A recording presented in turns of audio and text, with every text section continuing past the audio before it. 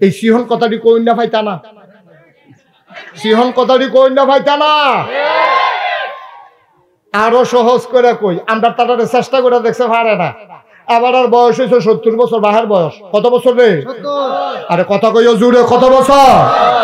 70 বছরের বুড়া বেড়ার ফুতে সরকারি চাকরি হয়েছে ডাহা, এবার আর কোয়ার্টার পাইছে, ওই ফুতে কোয়ার্টার পাইছে পরে তে আবার আব্বার লাগে পাগল, তে বাইতে আব্বা সরকারি গাড়ি পাইছি, কোয়ার্টার পাইছি, আপনি না গেলে আমি বাসাতে উঠতাম না।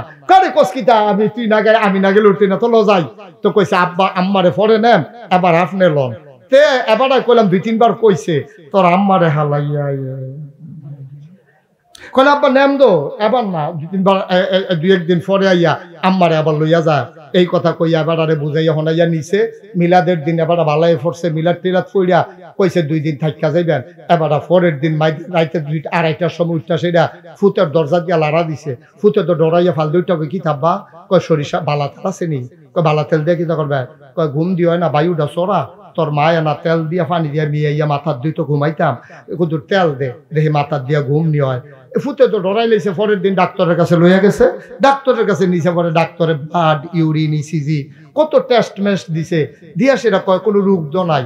বুড়া বেড়ায় কইতাছে ডাক্তার সাহেব তার এখন বাইরে যাইতো, রোগের কথা আমি কইতে আসছি। তে যখন বাইরে গেছে ডাক্তার সাহেবের হাত বুড়া বেড়ায় ধইরা সেটা কয় রোগ টুক কিচ্ছু না, তার এখন বাইর দিয়েই তো, তার এখন বাইর দিয়ে আমার রোগ শেষ। ওই বুড়া বেডির লেগে টান। মুসলমান কি মায়া লাগো আমার মাওলা, মুসলমানের কলিজার ভিতরে এমন মায়া দিছে রে, বুড়া বেডির বুড়া বেড়ার নজর বুড়া বেডি হালাইয়া কোনখানো যায় না। বুড়া বেডিও আর বুড়া বেড়ার লগে জীবন যৌবন সৈপা দিয়া লাইছে।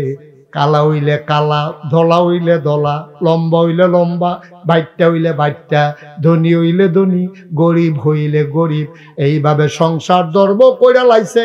মহব্বত এমন পয়দা হইছে, যৌবন বয়সে ছিল শারীরিক চাহিদা, এখন বুড়া বয়সে মনের চাহিদা। বুড়ায় বুড়িরে ফালাইয়া থাকতে পারে না, বুড়িয়ে বুড়ারে বাল ফালাইয়া থাকতে পারে না। ইহুদি খ্রিস্টানেরা আমার দেশে এই সম্প্রীতি, আমার দেশের এই মহব্বত দূর করার জন্য ভ্যালেন্টাইন্স ডে এর নামে 14 ফেব্রুয়ারি আমদানি কইরা আমার যুবক যুবতীরে বেহায়া বানাইতে চায়, ঠিক কিনা? এখন কি করো? এর দূর পর্যন্ত তো সকলে বুঝছেন। এখন কিটা করো? এখন যার যার জায়গা থেকে তে দায়িত্ব পালন করবে। আমি ফির সাহেব, আমার যত মুরিদ আছে, আমি আমার মুরিদদেরকে বলতে হবে ভাইয়ারা 14 ফেব্রুয়ারি ভ্যালেন্টাইন্স ডে, এটা একটা ইহুদিদের চক্রান্ত, খ্রিস্টানদের চক্রান্ত। তোমরা তোমাদের ছেলে মেয়েকে সাইজা গুইজা এই দিন বাড়ির বাইরে যেতে দেবা না। আমি ফির সাহেব হিসাবে আমার মুরিদরে কয়াম, ইমাম সাহেবে এবার মুসল্লিরারে কইব, এবার মুরব্বী সর্দার হিসাবে এবার সমাজের মানুষের কইব, আপনি বাপ হিসাবে আপনার জিয়েরে কইবেন, ফুতেরে কইবেন, মা হিসাবে এবিডিএ জিয়েরে চাইয়া রাখবো, ফুতেরে চাইয়া রাখবো।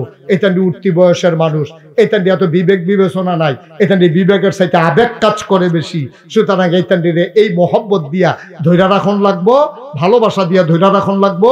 শিখাইতে হবে ভালোবাসা মাকেও ভালোবাসা যায়, বাবাকেও ভালোবাসা যায়, এবং প্রকৃত ভালোবাসা মাকে ভালোবাসা, প্রকৃত ভালোবাসা বাবাকে ভালোবাসা, ঠিক কিনা কও? তুমি তোমার বউরে ভালোবাসো, তুমি 14 ফেব্রুয়ারি সকাল থেকে রাত পর্যন্ত তোমার বউরে ফুল দাও আর বলতে থাকো I love you, I love you.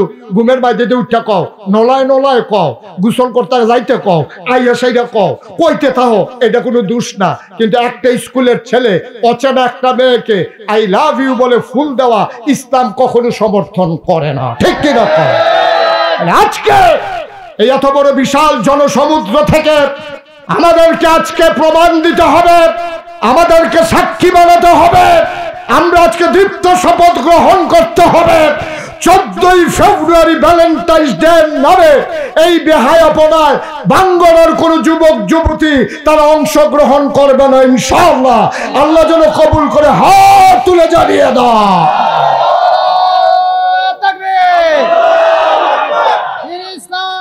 ইসলাম ওলামায়ে হক্কানি, ওলামায়ে হক্কানি।